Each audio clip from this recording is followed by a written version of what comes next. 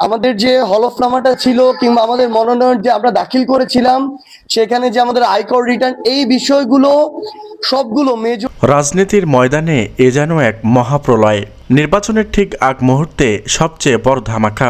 গুঞ্জন উঠেছে বৈষম্য বিরোধী ছাত্র আন্দোলনের অন্যতম কাণ্ডারি এবং এনসিপি নেতা সার্জিস আলম কি তবে জোটের মায়া কাটিয়ে ধানের শীষ শিবিরে নোঙ্গর ফেললেন? তারেক রহমানের নতুন রাজনৈতিক দর্শনে উদ্বুদ্ধ হয়ে সার্জিস আলমের এই সম্ভাব্য দলবদল কি পাল্টে দেবে 2026-এর পুরো নির্বাচন ছক? কেন হঠাৎ জামায়াতের জোটের সাথে দূরত্ব তৈরি হলো এই তরুণ নেতার? সার্জিস আলমের এই মাস্টার মাইন্ড নিয়ে থাকছে আজকের এই বিশেষ প্রতিবেদন। দর্শক, গত কয়েকদিন ধরে সামাজিক যোগাযোগ মাধ্যমে এবং রাজনৈতিক অলিন্দে একটি খবর দাবানলের মতো ছড়িয়ে পড়েছে।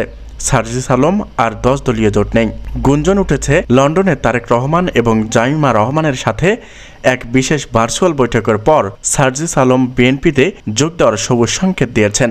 যে সার্জিস আলম সবসময় সিস্টেম পরিবর্তনের কথা বলে আসছিলেন, তিনি কেন হঠাৎ দেশের বৃহত্তম রাজনৈতিক দলে নাম লেখাতে চাইছেন? বিশ্লেষকরা বলছেন, এককভাবে বা ছোট জোটের হয়ে সংসদে শক্তিশালী ভূমিকা রাখা কঠিন জেনেই কি তবে তিনি ধানের শীর্ষে বিশাল জনসমর্থনকে কাজে লাগাতে চাইছেন? এই গুঞ্জন দেবিদ্বার থেকে পঞ্চগড় সারা দেশের ভোটারদের মাঝে এক নতুন উত্তেজনার জন্ম দিয়েছে। সার্জিস আলমের এই সম্ভাব্য দলবদল জামায়াত নেতৃত্বের 10 দলীয় জোটের এক অন্যতম বিশাল ধাক্কা।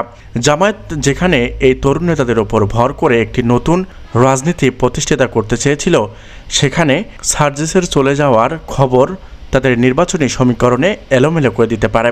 বিশেষ করে এনসিপির যারা জুলাই বিপ্লবের চেতনা নিয়ে মাঠে নেমেছিল, তাদের প্রধান মুখ যদি বিএনপিতে চলে যায়, তবে দলটির ভবিষ্যৎ নিয়ে বড় প্রশ্ন উঠবে। তবে এনসিপির তৃণমূল কর্মীরা এখনও এই খবরের অপপ্রচার বলে উড়িয়ে দিচ্ছে। কিন্তু পদ্মার আড়ালে বিএনপির কেন্দ্রীয় নেতাদের সাথে সার্জিসের ক্রমবর্ধমান যোগাযোগ অন্য কিছুর ইঙ্গিত দিচ্ছে। বিএনপির তরুণ নির্ভরযোগ্য একটি নতুন দল গড়তে চায় তারেক রহমান। এই ভীষণ বাস্তবায়নে জামিমা রহমান কাজ করেছেন তরুণ বিপ্লবদের সাথে। সার্জিস আলম যদি সত্যিই বিএনপিতে যোগ দেন, তবে তাকে অত্যন্ত গুরুত্বপূর্ণ কোনো পদে দেখা যাবে। এমনকি তাকে কোনো হেভিওয়েট আসনে ধানের শীর্ষে টিকিট দেওয়ার বিষয়টি নিশ্চিত হতে পারে। তবে এতে করে বিএনপির ইমেজ যেমন উজ্জ্বল হবে, তেমনি তরুণ প্রজন্মের বিশাল একটি অংশ সরাসরি বিএনপির পতাকা তলে চলে আসবে। এখন পর্যন্ত সার্জিস আলম এই বিষয়ে কোনো আনুষ্ঠানিক বিবৃতি দেননি।